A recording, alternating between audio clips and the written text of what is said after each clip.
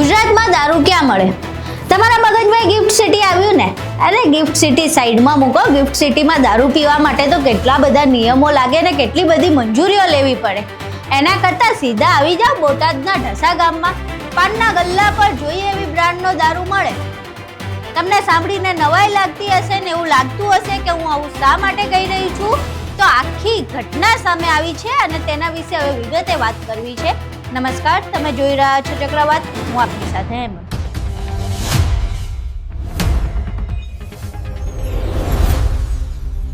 આમ તો ગુજરાતમાં કહેવાતી દારૂબંધી છે, તેમ છતાંય લીગલી પીવો હોય તો ગિફ્ટ સિટીમાં મળી રહે. પરંતુ હવે એની જફા નથી ગિફ્ટ સિટી સુધી લાંબુ થવાની અને એ તમામ નિયમો અને પ્રોસેસમાંથી નીકળવાની જરૂર નથી. બોટાદના ઢસા ગામમાં જાહેરમાં પાનના ગલ્લા ઉપર જોઈએ એ બ્રાન્ડનો ઇંગ્લિશ દારૂ મળી રહે.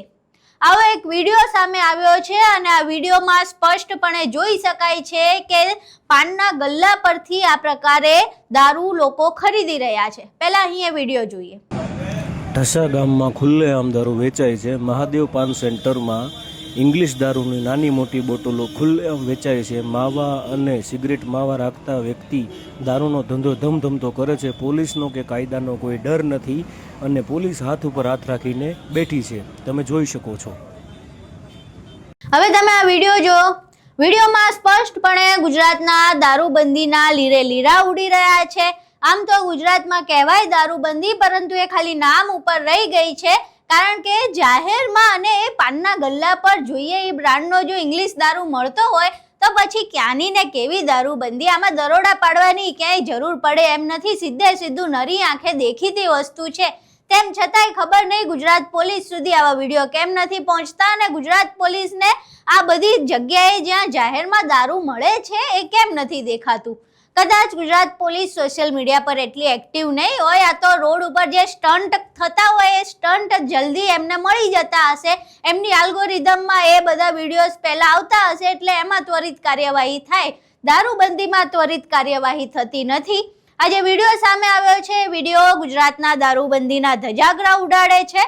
હવે આ વિડીયો સામે આવ્યા બાદ શું ગુજરાત પોલીસ, બોટાદ પોલીસ આ મામલે કોઈ કાર્યવાહી કરે છે કે કેમ તે જોવું રહ્યું. હવે જો વિડીયોમાં સ્પષ્ટપણે ગામનું નામ પણ બોલાય છે, એ બુટલેગર જે વ્યક્તિ દારૂ વેચે છે તેનો ચહેરોય સ્પષ્ટપણે દેખાય છે, તો જો હવે પોલીસ દારૂબંધી લાગુ કરવા માટે આ બુટલેગરને ન પકડી શકતી હોય તો પછી પોલીસની નીતિ ઉપર એ મોટા પ્રશ્નો ઊભા થાય છે.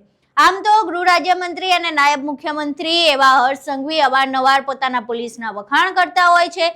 એવું કહેતા હોય છે કે અમારી પોલીસ બહુ સરસ કામ કરે છે, દારૂ અને ડ્રગ્સ કાંઈ હાથે નથી પકડાતો, અમારી પોલીસ જઈને પકડે છે એટલે પકડાય છે અને એને ગુજરાતમાં અટકાવવા માટે પકડવામાં આવે છે. તો હવે એમની આ ગુજરાત પોલીસને આ વિડીયો બતાવીએ છીએ અને જોઈએ કે હવે ગુજરાત પોલીસ પાસે આ વિડીયો પહોંચે છે અને ગુજરાત પોલીસ અહીંયા કાર્યવાહી કરે છે કે કેમ.